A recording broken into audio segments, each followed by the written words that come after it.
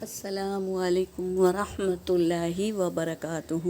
اعوذ باللہ من الشیطان الرجیم، بسم اللہ الرحمن الرحیم، رب زدنی علما۔ کچھ لڑکیوں نے مجھے سوال کیا ہے کہ قرآن پاک میں 4 ایسی جگہ سین کے اوپر صاد کے اوپر چھوٹا سا سین لکھا ہوتا ہے، تو ہم اس کو کیا پڑھیں، سین پڑھے یا صاد پڑھے؟ تو میں اسی لیے یہ ویڈیو بنائی ہوں تاکہ ہم سب جان لیں انشاءاللہ۔ کچھ کلمات میں صاد کے اوپر چھوٹا سا سین لکھا ہوتا ہے، اس کو کیسے پڑھیں گے؟ سوال ہے یہ۔ جواب کیا ہے؟ جواب یہ ہے کہ سورۃ البقرہ آیت نمبر 245 میں صاد کے اوپر چھوٹا سا سین ہے، تو ہم اسے سین پڑھیں گے، صاد کو نہیں پڑھیں گے۔ کیسے ہم جانیں گے؟ انشاءاللہ آیت کو دیکھیں گے۔ فَيُضَاعِفَهُ لَهُ أَضْعَافًا كَثِيرَةً وَاللَّهُ يَقْبِضُ وَيَبْسُطُ۔ سوتو پڑھیں گے، سوتو نہیں، صاد موٹا نہیں کریں گے، صاد موٹا نہیں کریں گے، سین سے پڑھیں گے۔ وَيَبْسُطُ وَإِلَيْهِ تُرْجَعُونَ۔ اس طرح کیا ہے؟ سورہ بقرہ آیت نمبر 245 میں سین کو پڑھیں گے، صاد کو نہیں پڑھیں گے۔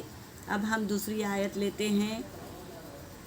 یہاں پر بھی صاد کے اوپر چھوٹا سین ہے، تو ہم اس آیت کو کیسے پڑھیں گے؟ اِذْ جَعَلَكُمْ خُلَفَاءَ مِن بَعْدِ قَوْمِ نُوحٍ وَزَادَكُمْ فِي خَلْقِ بَسْطَةٍ۔ یہاں بھی سین پڑھیں گے، بس تو موٹا ہے، پر ہے، بس تو یہاں پر بھی سین پڑھیں گے، سین۔ اب سورۃ الطور کے بارے میں جانتے ہیں۔ سورۃ الطور آیت نمبر 37 میں سین اور صاد دونوں میں سے کوئی بھی پڑھ سکتے، ہماری مرضی ہے، یہاں پر اجازت دیا گیا ہے۔ روایت الحفظ رحمۃ اللہ علیہ نے ہمیں بتایا ہے یہ اصول، تو ہم سورۃ الطور میں صاد اور سین میں سے کوئی بھی پڑھ سکتے ہیں۔ اب اس آیت کو پڑھیں گے ہم انشاءاللہ۔ بل لا يوقنون ام عندهم خزائن ربك ام هم المسيطرون۔ یہاں پر سورۃ طور میں ہم کو سین یا صاد دونوں بھی پڑھ سکتے ہیں، اجازت ہے ہمیں۔ اب ہم سورۃ الغاشیہ میں آتے ہیں۔ سورۃ الغاشیہ میں کیا ہے؟ دیکھو، مسیطر، یہاں پر صاد ہی پڑھنا ہے۔ یہاں سے ہم پڑھتے ہیں،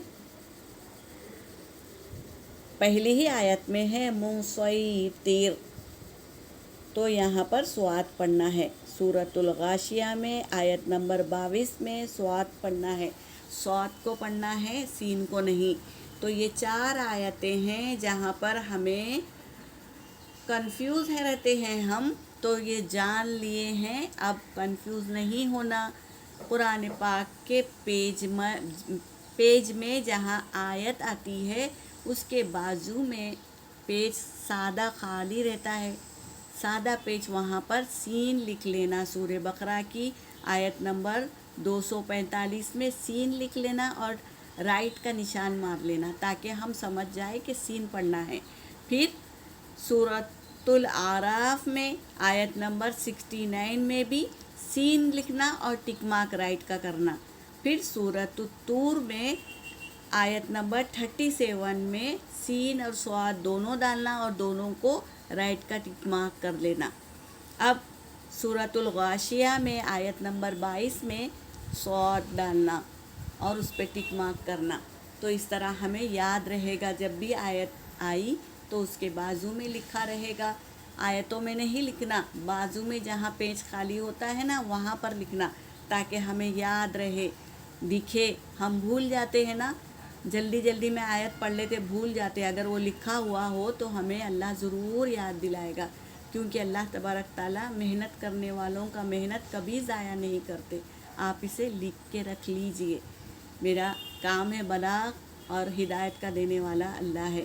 بلاغ یعنی پہنچانا، اور اللہ ہدایت دینے والا ہے۔ اللہ ہم سب کو ہدایت دے تاکہ ہم اچھی طریقے سے قرآن پاک کی آیتیں پڑھنے والوں میں سے بن جائیں۔ آمین یا رب العالمین۔